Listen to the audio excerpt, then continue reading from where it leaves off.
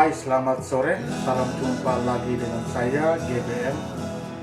Kali ini saya akan membuatkan video terkait bagaimana situasi di tengah kepanikan pandemi corona, bagaimana sikap media, dan bagaimana sikap pembaca terhadap pemberitaan di media. Memang tak seperti biasanya, ketika isu aktual mencuat, saya selalu berusaha untuk mengambil peran, menuliskan opini dengan sudut pandang yang berbeda. Sudut pandang yang mungkin tidak sempat diulas atau ditulis oleh media ataupun penulis lain. Saya berusaha untuk menulisnya dengan perspektif yang berbeda. Pengecualian dengan adanya pandemi corona ini, saya memilih untuk diam atau tidak beropini karena dilanda oleh kecemasan atau ketakutan terhadap virus itu sendiri. Namun seorang sahabat saya, ia mengirimkan pesan kepada saya dan meminta agar saya menulis tentang virus corona ini dari perspektif yang berbeda.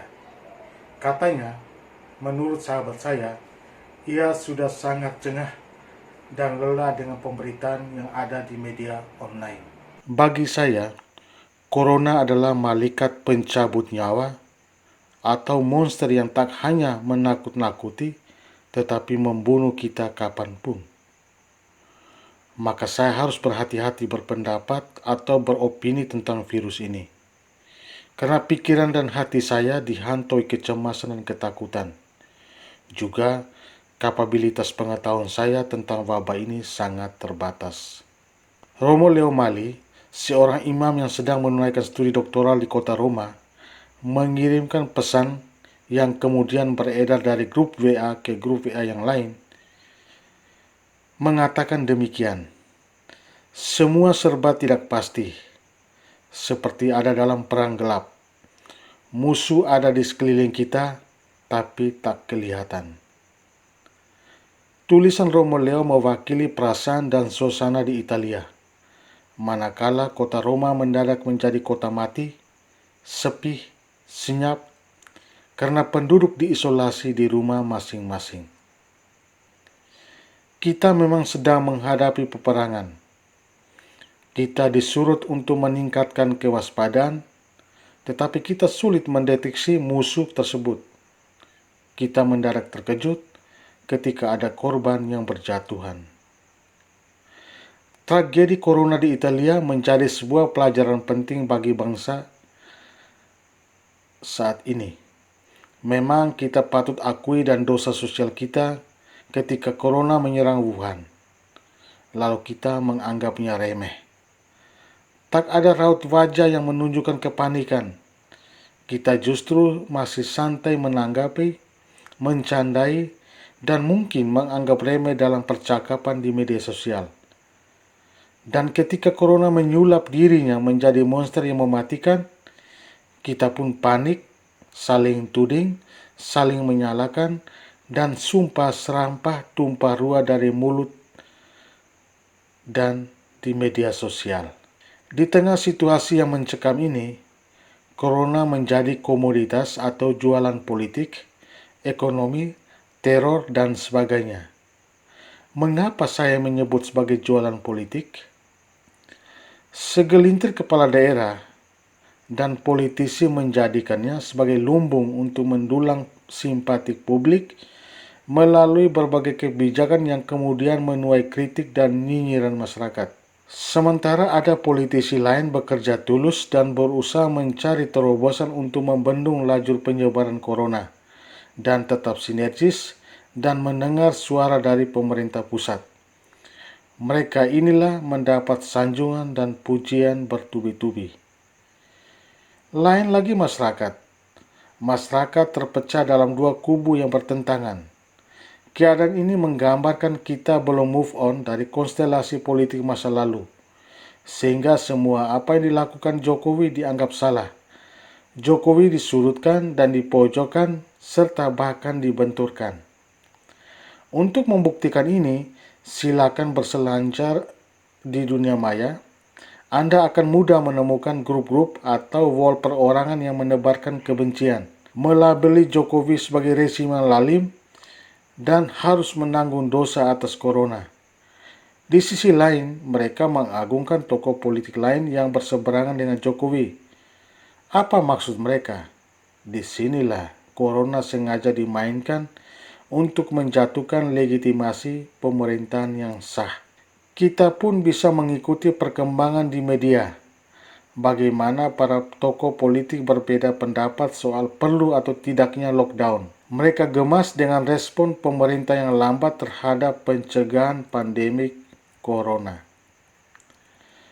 Ada pula mantan jenderal yang berusaha memprovokasi kelompok umat tertentu dengan tujuan merebut perhatian dan mendapatkan panggung. Ia dengan terang benderang menyatakan sikap dan tindakan yang berseberangan dengan pemerintah. Akhirnya terlihat perang politik belum usai.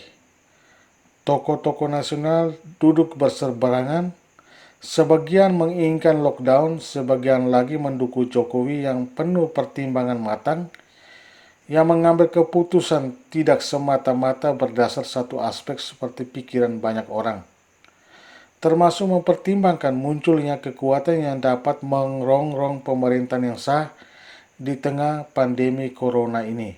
Itu dugaan saya. Tapi itu semua bukan alasan yang paling fundamental. Jokowi tak ingin rakyatnya panik, perekonomian kaos, dan politik hancur lebur. Dengan segenap keyakinannya, ia masih percaya bahwa ia mampu menyelamatkan bangsa ini dari agitasi corona. Kita harus akui fenomena yang terjadi di masyarakat Indonesia berbeda dengan masyarakat Wuhan atau Cina pada umumnya. Ketika Wuhan terserang corona, mereka bersatu hati, saling menopang dan membantu untuk membendung laju corona.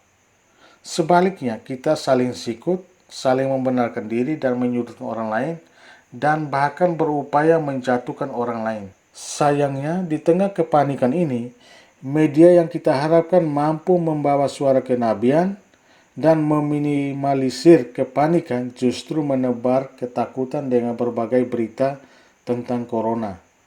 Saya tidak bermaksud menyudutkan media, namun judul-judul beritanya menimbulkan kepanikan.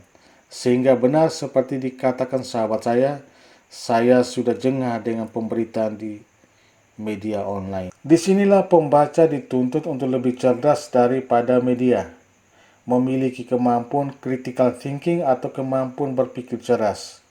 Tujuannya adalah agar kita tidak terjebak atau tersesat dengan berbagai pemberitaan media. Kita harus fokus pada satu tujuan, untuk mencari dan menemukan informasi yang benar. Lalu bagaimana kita membangun daya kritis tersebut? Pertama, pemberitaan apapun termasuk virus corona pasti memiliki sumber informasi. Apa saja sumber informasi itu? Sumber informasi itu bisa berasal dari institusi, website, atau pribadi atau perorangan yang capable di bidangnya. Di tengah kepanikan ini, masyarakat merujuk pada sumber informasi yang valid, akurat, dan akuntabel. Saya tidak menyalahkan pembaca untuk mengakses informasi dari sumber lain selain sumber resmi pemerintah. Tetapi sumber itu harus merujuk pada informasi yang dikeluarkan atau diterbitkan oleh pemerintah. Dan harapan saya, pembaca untuk tidak terpancing dengan judul-judul berita yang provokatif, tetap berusaha untuk membaca dan mencernai kontennya, serta tidak mudah tersulut oleh emosi, perasaan, yang kemudian ikut ramai untuk menyebarkan informasi tersebut, yang pada akhirnya hanya akan menimbulkan kegelisahan dan kecemasan di tengah masyarakat. Kedua, media menjadi saluran penyebaran informasi secara masif ke seluruh lapisan masyarakat. Tapi pembaca dituntut untuk membaca informasi secara cerdas. Bila mau dinilai, banyak media lebih mementingkan trafik pengunjung atau pembaca daripada dampak atau akibat apa yang ditulisnya. Mereka tak peduli apa jadinya masyarakat setelah membaca berita dari medianya. Itu urusan pembaca. Karena itu, mengingat corona adalah masalah darurat nasional, maka disarankan untuk mengakses informasi langsung dari sumber resmi pemerintah. Karena informasi yang dipublish media lain telah dibumbui dengan permainan kata yang mendatangkan rasa penasaran dan keingintahuan pembaca. Maka tak heran, informasi yang sama bisa simpang siur. Masyarakat pun membaca tanpa mengkonfirmasi ke sumber yang valid. Karenanya, saya menyarankan jadikan sumber informasi pemerintah sebagai rujukan atau pembanding untuk melawan hoaks. Ketiga, kecenderungan media juga perorangan yang mendaur ulang informasi dan atau pembaca kerap mengangkat lagi berita yang sudah usang. Ketika ditelah konten dan konteksnya, tak relevan lagi dengan waktu dan situasi terkini. Sebagai contoh, ada berita atau pernyataan yang ditulis beberapa bulan lalu, diangkat dan didaur ulang. Lantas, kemudian panggung dunia maya menjadi heboh. Di sini pembaca yang cerdas dituntut untuk melihat relevansi konten dan konteks berita terhadap waktu. Pembaca harus mampu menelusuri berita atau tracking atau mencari jejak berita itu diterbitkan. Tanpa upaya itu dan kita ikut-ikutan menghujat orang lain, serta menyebarkan informasi tersebut, kita tak ubahnya virus corona yang membunuh karakter dan bahkan nyawa orang lain. Terakhir, kemampuan literasi membaca rendah mendorong pembaca dengan cepat menyebar informasi yang diterimanya. Ia tak membaca secara mendalam, mencernai isinya, serta memfilternya dan bertanya pada dirinya, perlu di-share atau tidak atas pertimbangan-pertimbangan tertentu. Kebanyakan pembaca hanya membaca judulnya, tetapi tidak membaca isinya. Mereka mudah disulut emosi oleh judul berita yang provokatif. Saran saya, baca dulu kontennya secara keseluruhan, pahami dan baru sebarkan informasi tersebut. Namun terhadap setiap informasi, kita harus mencari juga referensi pembanding untuk menjaga keseimbangan dan kualitas informasi yang kita baca atau yang kita sebarkan. Apakah objektif, terukur, dan dapat dipertanggungjawabkan? Lalu apa yang bisa kita lakukan menghadapi corona ini? Ya, berhentilah menciptakan keributan di media sosial dengan status-status yang tidak dapat dipertanggungjawabkan, seperti mengkritik pemerintah, memamerkan aktivitas tanpa ada rasa empati dengan pasien COVID-19, para medis, petugas keamanan, dan semua pihak yang sedang berjibaku memerangi corona. Daripada Anda membeli paket internet hanya untuk menghujat pemerintah, menyebarkan berita hoaks, menebar kepanikan, dan sebagainya, alangkah bagus sisihkan uang Anda untuk donasi berbagai kegiatan penanganan corona. Banyak media yang dapat kita salurkan, seperti melalui kitabisa.com, melalui rekening lembaga fundraiser, dan serupa lainnya. Bukan soal berapa besar nilai sumbangan kita, melainkan berapa besar rasa kepedulian, rasa solider, dan empati kita terhadap pasien COVID-19, para petugas medis, para petugas keamanan, dan relawan yang berjibaku siang dan malam dalam memerangi virus corona. Kita nonton, kita baca berita di berbagai media terkait keterbatasan fasilitas kesehatan yang dimiliki oleh negara kita, dan belum lagi ketiadaan atau keterbatasan alat pelindung diri bagi para petugas medis, para petugas keamanan, dan relawan yang berjibaku melawan virus corona ini. Seharusnya hal ini menjadi daya pemicu bagi kita untuk mengisikan uang kita melalui lembaga yang memang memiliki tugas khusus untuk menggalang dana terkait dengan penanganan corona ini. Saya berbicara di sini bukan berarti saya belum melakukannya. Saya sudah melakukannya melalui kitabisa.com. Saya menyisihkan uang saya walaupun kecil, tetapi saya sudah mengambil peran dalam penanganan virus corona walaupun tidak secara langsung, di mana saya harus terjun langsung di lapangan. Berhentilah mengeluh tentang keterbatasan fasilitas kesehatan di negara kita, karena keluhan kita tidak akan mengubah apapun, apalagi menyelamatkan kita dari ancaman virus corona. Kita harus berpikir positif dan bersolidar dengan pemerintah untuk memerangi virus corona ini dengan cara kita masing-masing. Wabah corona adalah masalah kita bersama. Sewaktu-waktu virus ini dapat mencabut nyawa siapapun. Kita tidak boleh berdiam diri dan apalagi menulis status sumpah serapah di media sosial. Kita jangan cepat berbangga dengan kondisi bahwa virus corona belum masuk di wilayah kita. Corona itu penuh misterius. Sewaktu-waktu dapat mencabut nyawa siapapun. Tulisan Romeo hendaknya menjadi alarm, bukan tak mungkin akan terjadi pada kita. Who knows?